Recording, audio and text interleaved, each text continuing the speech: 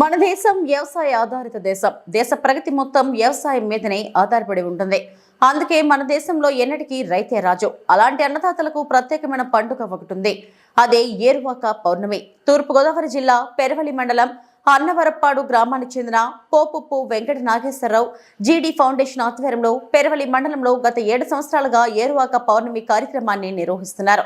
ముక్కావల పరిసరాల ప్రాంత రైతులకు ఏరువాక పౌర్ణమిని పురస్కరించుకొని రైతులను సన్మానించి పూలదండలు వేసి స్వీట్లు, దుస్తులను అందజేశారు. ఈ సందర్భంగా రైతులు మాట్లాడుతూ వెంకట నాగేశ్వరరావుని అందరూ అభినందిస్తున్నారు.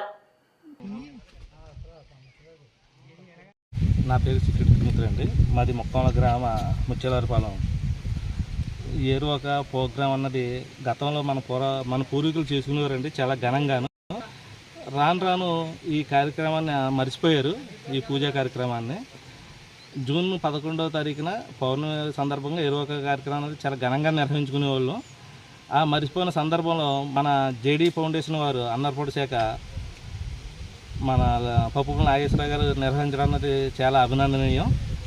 ఎందుకంటే మర్చిపోతున్న వ్యవసాయానికి దూరంగా వెళ్ళిపోతున్న రోజుల్లో ఇలాంటి ప్రోగ్రాంలు మనం చేసుకోవడం ద్వారా మరి రైతుని మన ఉత్తేజపరిశ్రమలో అవుతాము.